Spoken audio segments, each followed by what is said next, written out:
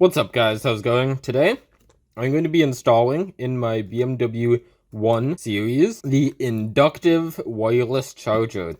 So this wireless charger takes up the space where you usually have an ashtray and cigarette lighter, or just a storage bin. It resides at the front of the center console, below the dashboard. And so, let's get started.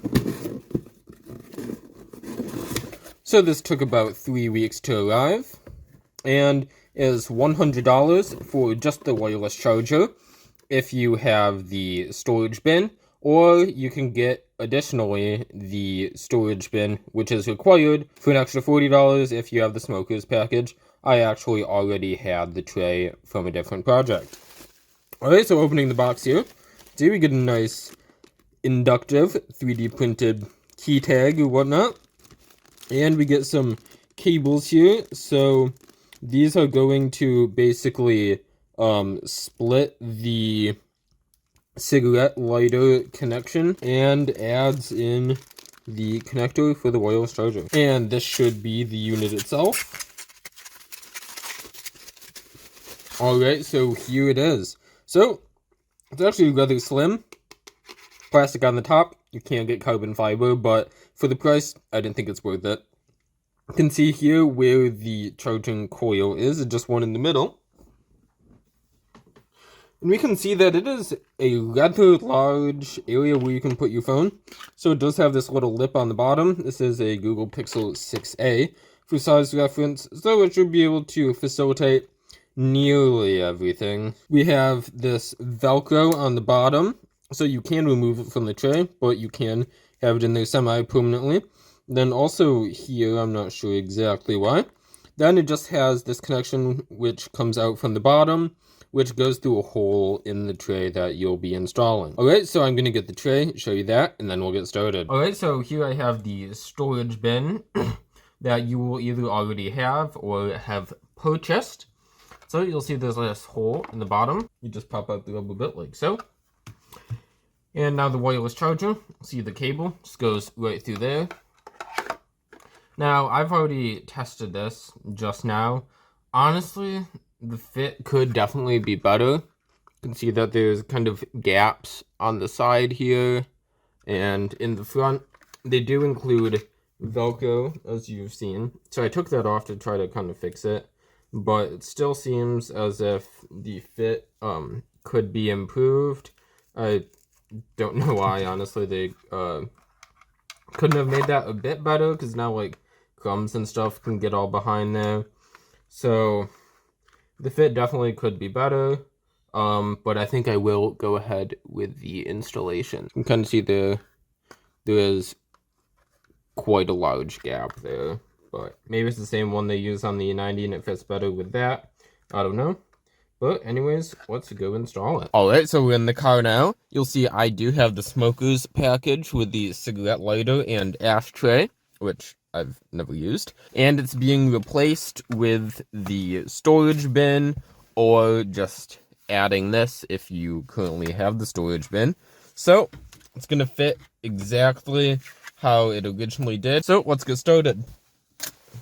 So I just remembered it now, but I'll put it at the beginning of the video. If you are going to disconnect your battery, you want to make sure that you have the passenger seat either all the way back or all the way forward. I like to do it all the way forward because there is a screw right around here that we are going to need to disconnect. And just makes it easier if the bolsters aren't in the way. So we are going to have to remove the center console completely. So the tools you're going to need are a T20, a 10mm, and just a spudger trim tool if desired. So we're going to actually start up front here. And the first thing you're going to do, so I reckon that you don't need to disconnect your battery for this since we're not messing with the airbags or any major electronic components, but you can if you'd like to. So under the trunk floorboard, you just disconnect the 10mm on the negative terminal, and you can, for extra security, wrap it in a microfiber or something to prevent it from coming into contact with anything else. Anyways, if you have iDrive, first going to remove this cup holder, and then depress the button on the shift knob here, and pull up, just like that. It can be quite difficult, but you won't break anything. This step now for removing the iDrive controller is, of course, only if you have iDrive. Nothing needs to be substituted if you don't. Alright, so you're going to want to get some sort of flat edge tool. I just have a spudger here. And just get it under one of these edges, like so. And adjust some metal clips under here. You can then lift out the controller and disconnect the 4-pin here. Just make sure to pull by the actual connection and not by the wire. And since I did retrofit iDrive, this wire looks a bit different.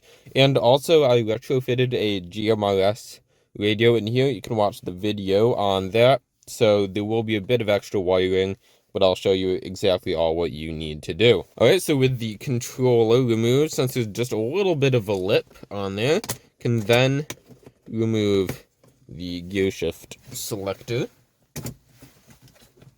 Boot, like that. So you just do that connection. Then this one can be a bit tricky if it's your first time doing it. And then since we need to access two 10mm, you can see one of them down there, one of them's on this side. I'm going to remove this trim.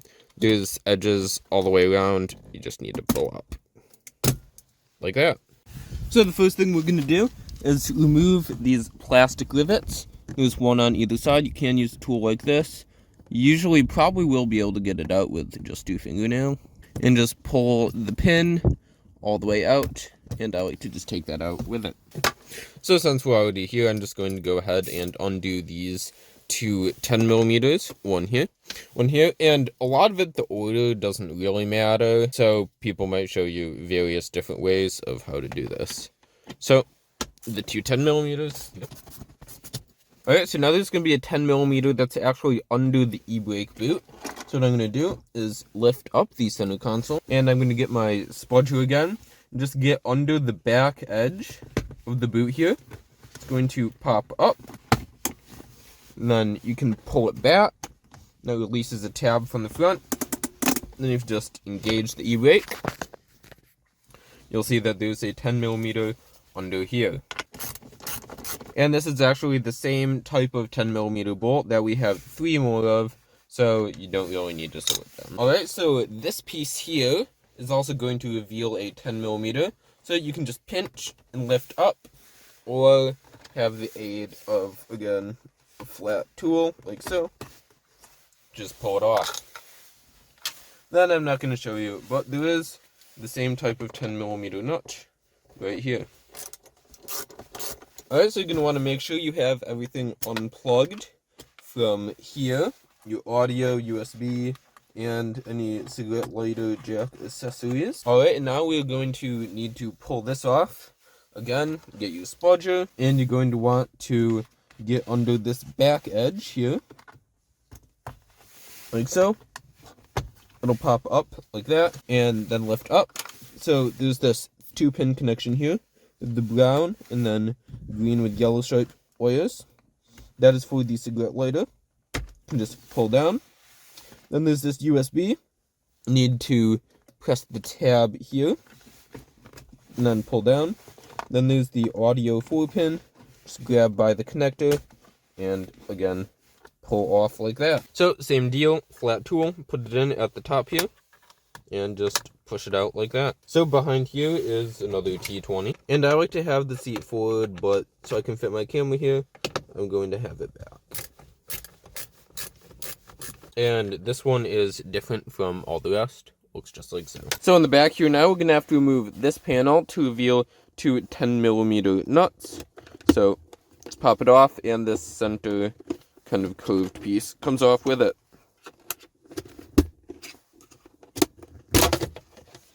Just like that. There's clips here and here, and there and there, as well as the one in the top center. Alright, so there's a bit of extra wiring from my GMRS radio, but there's going to be a 10mm here, and a 10mm here.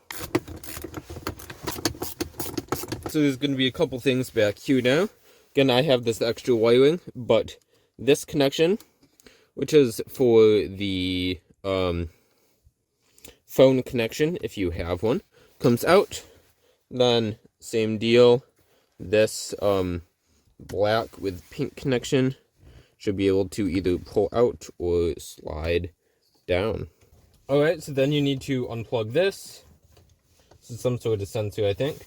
So you just pull it out and unplug here. So now, in order to actually be able to remove the center console, going to put the parking brake up and actually put your car in drive. So there's this little tab here. If you do have a 135i, which has a dual clutch transmission and the electronic shifter, you will just be able to remove the whole assembly differently.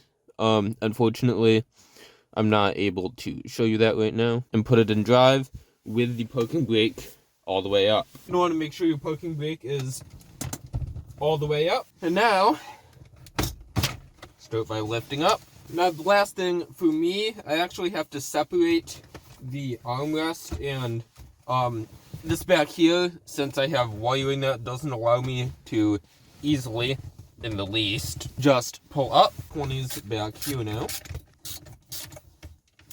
So then, personally, I can pull this back, pull up, and pull out. But if you don't have to do that, then it's just pulling up. Now we're going to need to feed the e-brake boot through this hole.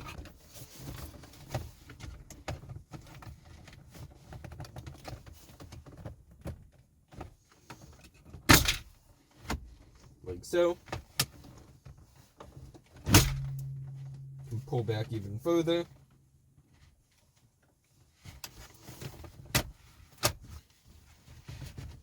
And so actually, if it helps, you can actually pull the e-brake boot all the way up like that.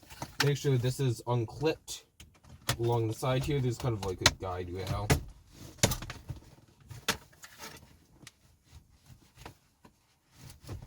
you might have to push it forward again to get it past the e-brake. Then push this boot through. Like that. Then just slide back like that, and your center console is removed. Now, let's head inside, and I'll show you how to do this, just so it's in a nicer environment for better filming. Alright, so here's the center console. This is the underside. So if you have the ashtray and everything, you need to remove this. If not, you can just skip this step. There's going to be two T20s, one on the left, one on the right. Can flip it back over. Looks like I do need to adjust this wrap a bit. Now you're able to lift up like so and pull back just a little bit. The wires for the cigarette lighter will be clipped into here, so you just unclip that and then it is removed. So the connections on our harness here actually go to the rear cigarette lighter. I don't know why they don't have it just go to here, like on the E90. So after emailing the support, it turns out that since I did just buy the charger and not the tray, they give you this harness as opposed to the one that connects to the cigarette lighter, because if you have just the tray, which I kind of assume you do if you're just buying the charger, then you actually won't have that connection up front, so they route it to the back. So I'm guessing that if you already have your own tray, that you can just message them right after you buy it and ask for the one that just goes right there. But anyways, this we are going to have to run from here.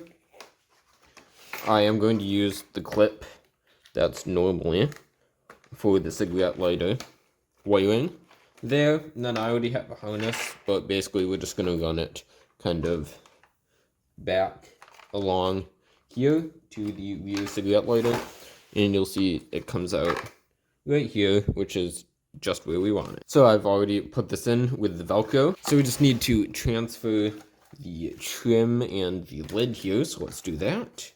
And to do that, this actually just kind of unclips like so. So it looks like there isn't actually a way to transfer the lid. They are significantly different designs, so guess we won't have that anymore, but it's alright, and this will just be open then. So now we take this, This goes on here like so. This tabs into here, as well as these two bits. So you need to kind of lever it in like that as it clips in kind of there and there. My one on the right is broken. But then it tabs in 3 places on the front here, just like that.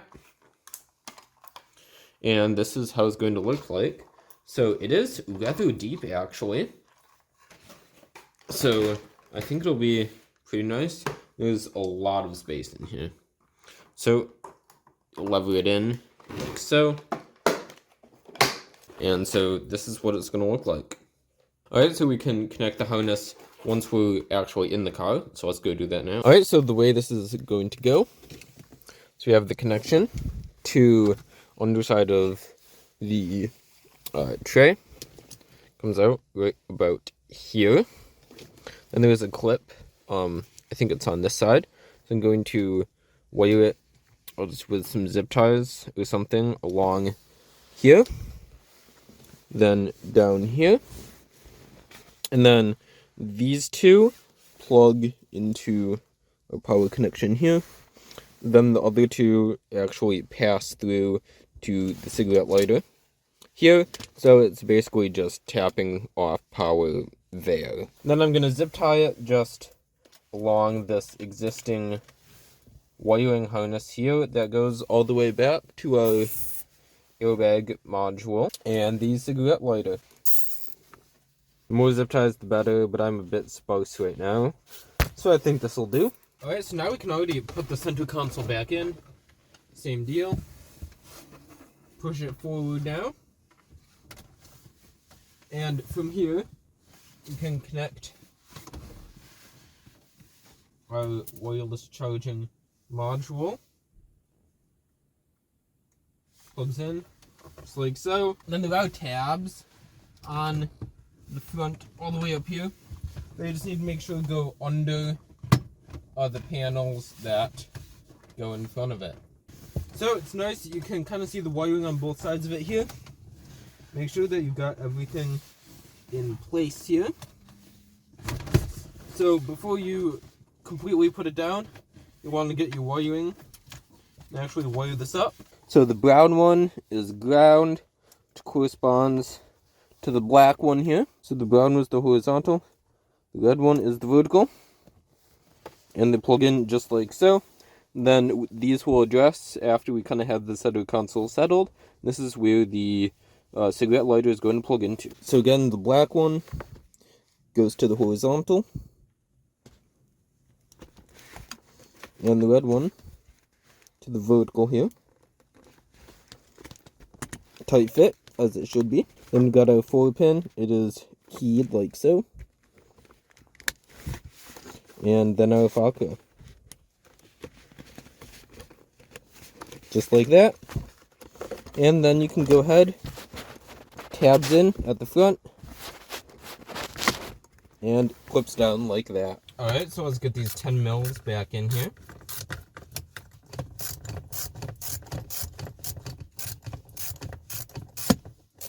Alright, so now let's plug this sensor back in here. So it goes up and kind of tucks into the side there and snaps into place. Clip this back in. You just slide it up like that and clip in this connection here. This kind of rests in there. It doesn't really quite clip in all the way. Alright, so now we can snap this back in. I got our 2 bolts here in the front.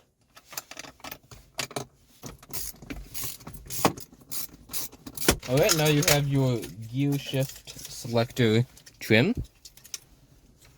Really should redo that wrap, but some other day. Clip it in, white connector like that.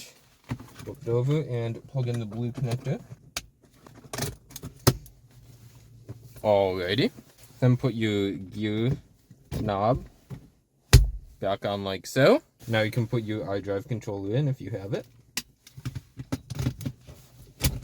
Got this one screw in the side here. And pop this back in here. like so. And finally, your rivets on each side, so you just need to make sure that those panels are aligned. And push it in like that. Now, I'm going to go do the other side. So, now with the foot on the brake, you can put it back in park and release the parking brake. For the moment of truth, to turn the ignition on. And I have a Samsung Galaxy Note 20 Ultra here, biggest phone I could get my hands on easily. And does it charge? Look at that. So it is Qi charging, which is 10 watts. It does fit quite nicely, even large phones. And I like how it can be kind of propped up like so for Google Maps or something. So, thank you guys for watching this video installing the Induktiv wireless charger for the BMW 1 Series. They also have it for the 3 Series, the F30, as well as some Ford cars, I believe. And if you like this video, comment, like, and subscribe if you have any questions as well. And we'll see you in the next one. Bye.